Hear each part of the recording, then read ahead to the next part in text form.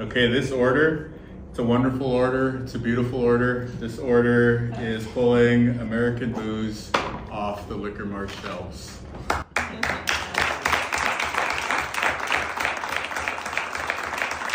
Effective today, I have directed BC liquor sales to immediately stop buying American liquor from red states.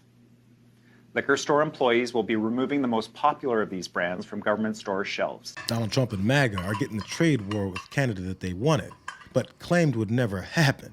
So as tons of booze gets pulled from the shelves that originates from states that depend on that industry, like Kentucky and Tennessee, Republicans are finding themselves further and further from their previous deity, Ronald Reagan. Our peaceful trading partners are not our enemies.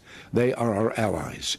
We should beware of the demagogues who are ready to declare a trade war against our friends, weakening our economy, our national security, and the entire free world, all while cynically waving the American flag.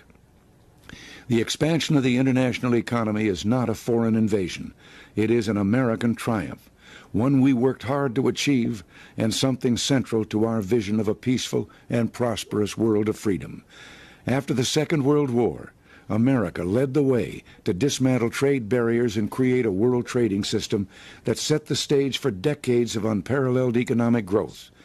Yes, back in 1776, our founding fathers believed that free trade was worth fighting for, and we can celebrate their victory, because today, trade is at the core of the alliance that secure the peace and guarantee our freedom.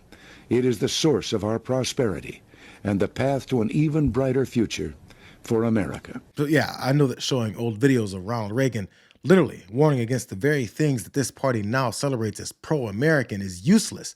But it's there to illustrate how many are just mindless zombies that prove on a daily basis that they never had any principles, just the unwavering ability to follow. The dedication keeps them from following all that Canada is doing in retaliation. Starting today, all U.S.-based companies will be banned from taking part in government procurement. Every year, the province and its agencies spend about $30 billion on procurement, alongside our more than $200 billion plan to build infrastructure. U.S.-based businesses will now lose out on tens of billions of dollars in revenues. They only have President Trump to blame. I'm also urging all 444 municipalities to do the same. And I'm thrilled to see some are already stepping up. As part of this government-wide procurement ban, we're going one step further. We're ripping up Ontario's contract with Starlink. It's done, it's gone. We won't award contracts to people who enable and encourage economic attacks on our province and our country. Alongside federal tariffs and the measures my fellow premiers are bringing forward, this Team Canada's opening response. So even though Elon Musk probably doesn't care about the loss of contracts with Canada due to his supplemental income from stealing Americans' money, other businesses will take a pretty big hit.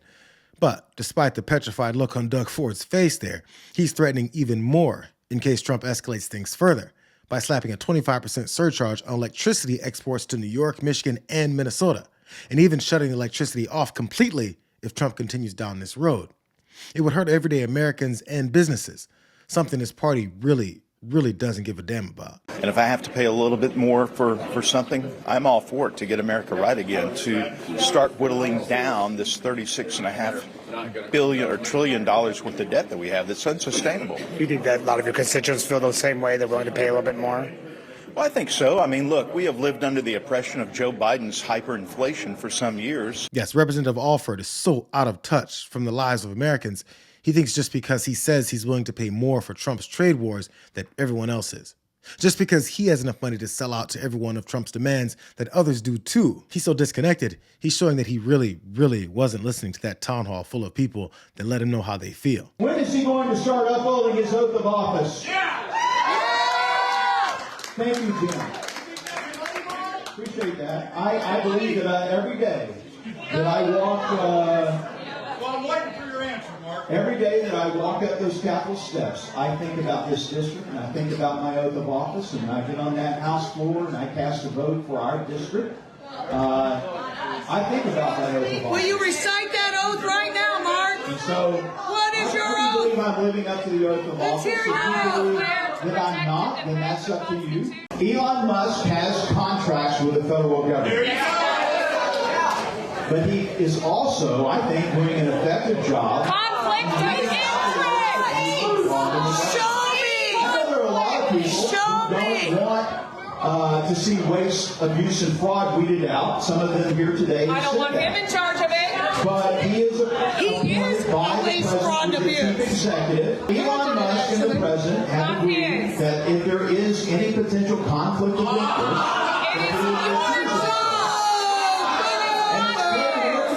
some people don't believe that would happen.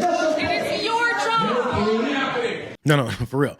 He really wasn't listening. It's brought about outside agitators and some people from outside our district, not our constituents, who came there to make their voices heard, and I respect that. They have every right to be there. We did not prohibit them, even though they did not live in our district.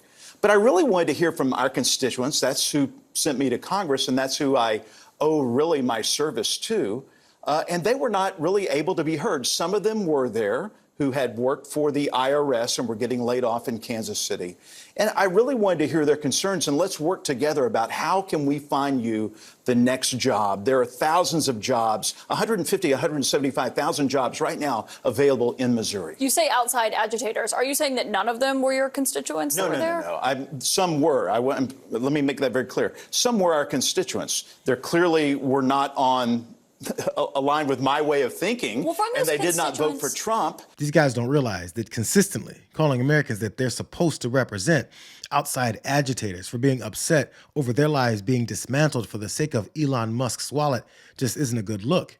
So since the multiple TV appearances where they floated that talking point where they call voters a bunch of people not worthy of representation, since that didn't work, they've gone the more cowardly route. Apparently, reports this morning indicate that in the Republican caucus meeting, a member of Republican leadership stood up in the meeting and supposedly told his caucus a simple instruction. Not a single one of you should attend or participate in a town hall. Why? Because they are scared of their own constituents, Mr. Speaker. They understand that if they hold a town hall with their community, they will hear outrage from everyday American citizens who are pissed off, who are angry that the prices for everything are going up because of this reckless Trump administration's policies. And in case anyone wanted to dispute Representative Negusie's revelations, it was also reported that the leader who voiced their policy of cowardice and elitism is, unsurprisingly, Speaker Mike Johnson, who's led the smarmy charge against citizens. None of them care. It's never been a characteristic of fascists and their enablers when force is their eventual tool to hold on to the power when their propaganda runs out. And we're going to look at presidents at this point in their presidency, right?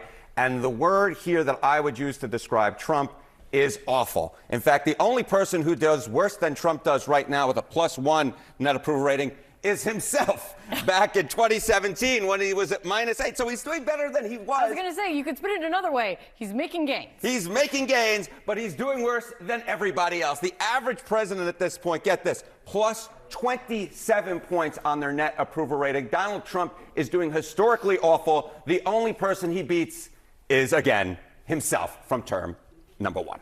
On the economy, well, he beat himself on overall, but on the economy, he can't even beat himself. Again, this is historically the worst going back in polling at this point in a presidency, the net approval rating on the economy. He's right now at -4 points. In term number 1, he was at +8 points. Historically, the average is +15 points. He is doing nearly 20 points worse than the average president when it comes to the economy on net approval rating.